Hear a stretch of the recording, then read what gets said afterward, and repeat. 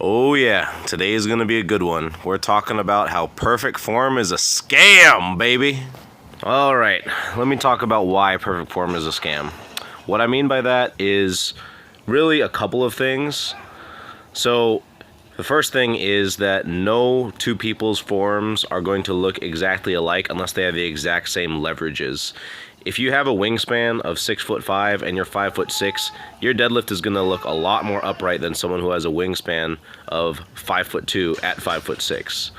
Now, that might be an extreme example, but there are definitely a lot of variance in that amongst lifters. I mean, myself, for example, I'm about 5'6" and I have a 5'10" wingspan. I can get relatively upright in my deadlift, as opposed to one of my other lifters who I post sometimes. His name is On. He's about the same height as me, except his wingspan is 5'6", which actually makes it a lot easier for him to bench than it does for me. He's actually pretty close to catching me on the bench press despite being 40 pounds lighter than I am. But if he tries to pull conventional deadlift, there's about a 200-pound difference between what we can pull. With the difference between leverages between me and On, of course it's going to look a lot different when we're both pulling the same style of deadlift. If we both pull conventional, his is going to look a lot more bent over, generally going to be considered to be worse form, even though it might be solid form for his build, and it's going to be a lot harder for him to maintain position since he has a longer torso than me.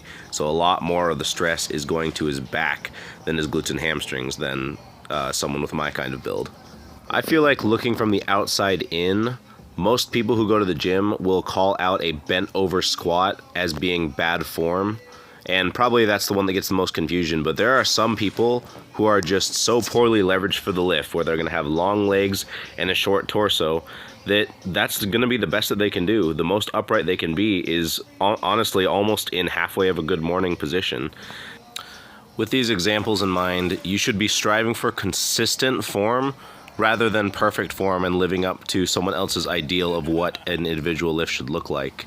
I also want to take the time to mention that just because you have poor leverages for a lift does not mean you can't get strong at it.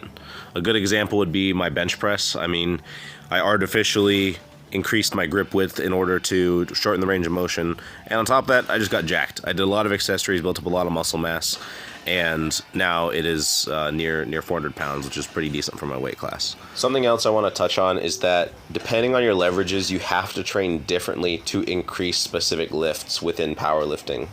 A good example is if you have short arms and a long torso on deadlifts, you already know that your back is going to get fried every time that you deadlift, so you're not going to want to do very high reps. You're going to want to build your strength through other movements like back extensions or glute ham raises, or just strengthening the musculature around the deadlift and doing just enough of the movement in order to get skilled enough to progress in strength.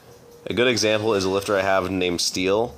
He has never done more than 4 reps on deadlift under my coaching, and he's never done it with more than 400 pounds, yet when we tested his 1 rep max, it turned out to be 530 because we built enough strength through all of the accessories, and also we realized that every single rep he does is so much more work because his leverage is poor for the lift. You can still get strong, guys, you just gotta think your way around it.